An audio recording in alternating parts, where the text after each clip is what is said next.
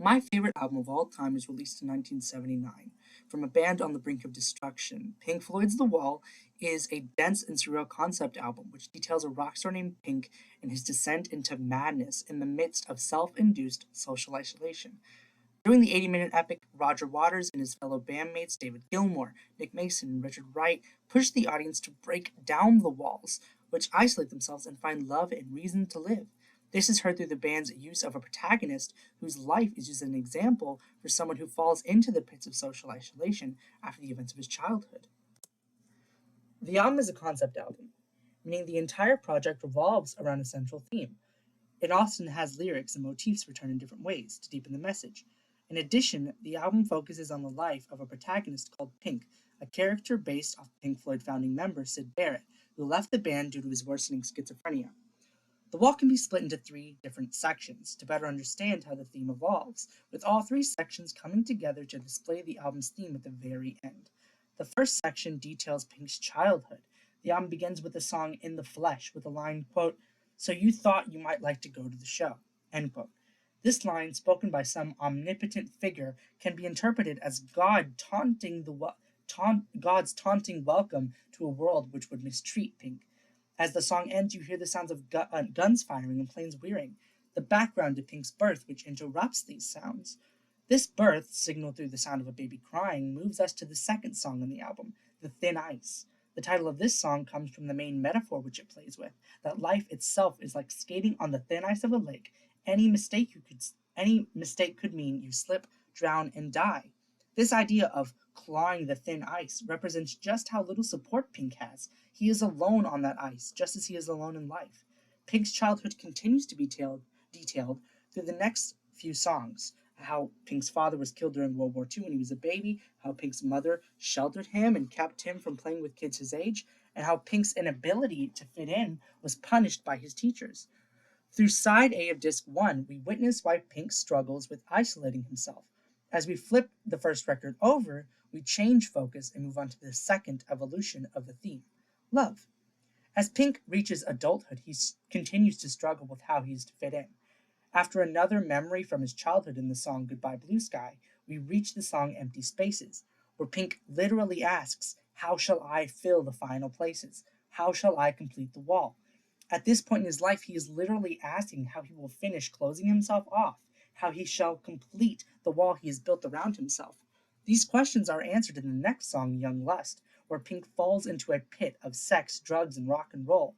Although they result in his marriage, it also distances himself from the world around him.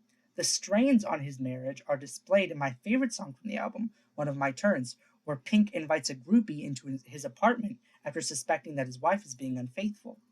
Brett Urich, whose website, thewallanalysis.com, I should say, is an amazing resource for anyone wanting to have a more in-depth explanation about the album's songs and themes, states, quote, "One of My Turns gives us our first extensive view of the turmoil teeming just beneath the surface. Up until now, the album has been arguably dominated by the naivete of a young Pink growing up, or at least trying to grow into adulthood. One of My Turns is the brick wall against which the naive explorations of self and the world come to a crashing halt." End quote. Pink yells at the girl, destroying his possessions and screaming at her, "Why are you running away?" The next song, Don't Leave Me Now, further describes Pink's broken relationship, as Pink begs his adulterous wife to stay with him. It is here that Pink completely shuts himself off from the world. The song Another Brick in the Wall Part 3 is the final culmination of Pink's building of the wall, as he states, "I don't need no arms around me. I don't need no drugs to calm me. I have seen the writing on the wall. Don't think I need anything at all." Pink screams out that he doesn't want connection anymore, finalizing this section of the album with the song Goodbye Cruel World, Pink's final goodbye. As the first record ends, so does the second section of the album, and the next record begins. Pink begins his life behind the wall.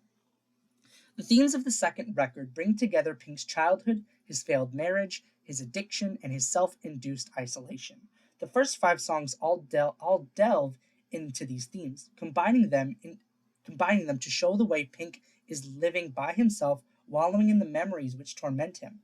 The first shift we see comes along in the song Comfortably Numb, the beginning of the final crescendo of the wall.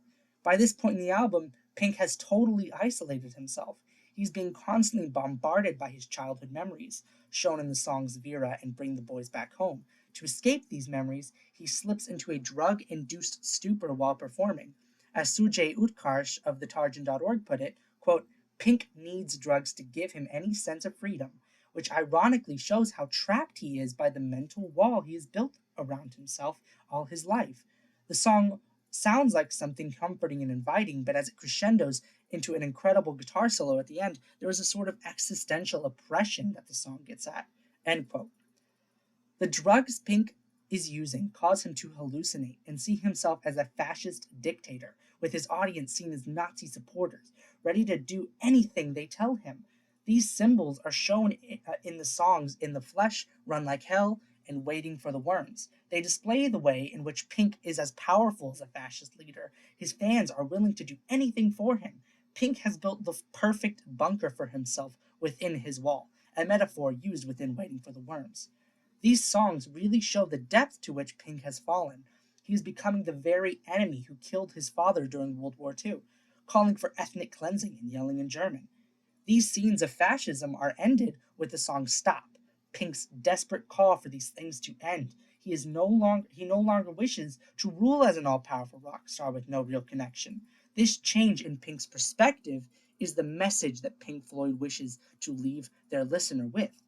That isolation will make you into a person that you hate. For it is human connection that makes you human. The final two songs on the wall make this evident. The trial is Pink's own trial in his mind, with his mother, his teachers, his wife all coming back to put him on trial. This trial ends with the destruction of the wall, the enemy Pink has been fighting his entire life.